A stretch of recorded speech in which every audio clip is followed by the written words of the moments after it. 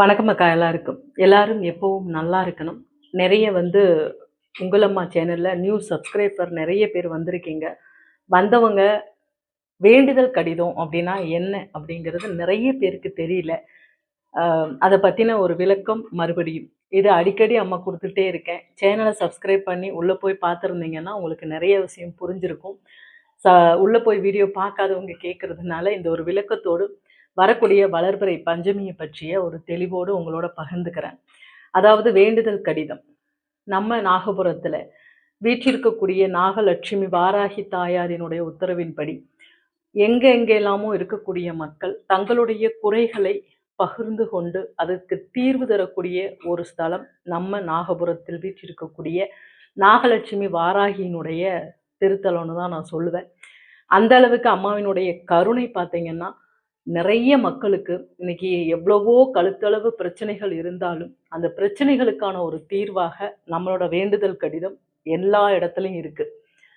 ஒன்றும் இல்லை, உங்களுடைய பிரச்சனைகளை 3 குறைகளுக்கு மிகாமல் எழுதி கீழே கொடுக்கப்பட்டிருக்கக்கூடிய வாட்ஸ்அப் நம்பருக்கு ஒவ்வொரு பஞ்சமிக்கும் 2 தினங்களுக்கு முன்னாடி இருந்து எழுத ஆரம்பிக்கலாம். வாட்ஸ்அப்பில் எழுதி உங்களுடைய குறைகள், உங்களுடைய பேர் மற்றும் ஊர் பேர், குறைகள் எழுதிட்டு கடிதத்திற்கான காணிக்கை 11 ரூபாய்.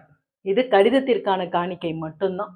அந்த கடிதத்திற்கான காணிக்கை தொகையோடு நீங்கள் பூஜைக்கோ இல்லை குங்கும அர்ச்சனைக்கோ பண்ணும்போது குங்கும அர்ச்சனை பண்ணுறவங்களுக்கு வராகினுடைய பிரசாதத்தோடு உங்கள் வீடு தேடி வரும். இல்லை கடிதத்திற்கு மட்டுமான காணிக்கை செலுத்தி உங்களுடைய கோரிக்கைகளை எழுதி அனுப்பலாம். இங்கே இருக்கக்கூடிய நாகலட்சுமி வாராகி தாயாரினுடைய பாதத்தில் உங்களுடைய குறைகள் வேண்டுதலாக எழுதப்பட்டு என்னோட கையால் எழுதப்பட்டு அம்மாவினுடைய பாதம் பஞ்சமி என்று சமர்ப்பிக்கப்பட்டு பூஜைகள் நடத்தப்படும். இதுதான் வேண்டுதல் கடிதத்திற்கான விளக்கம்.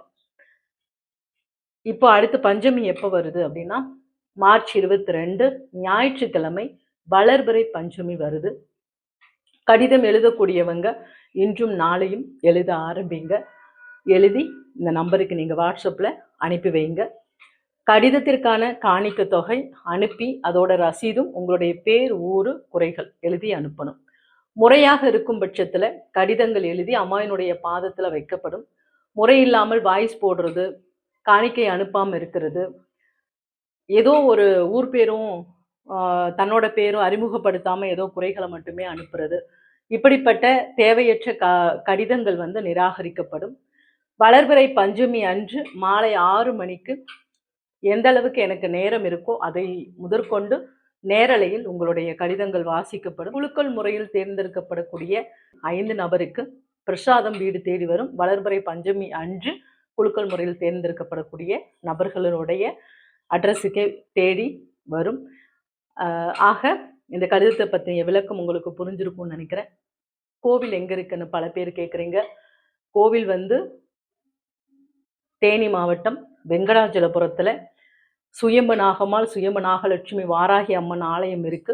அங்கு பௌர்ணமி இரவு அம்மாவுக்கு பூஜையும் அலங்காரமும் அருள்வாக்கும் நடக்குது.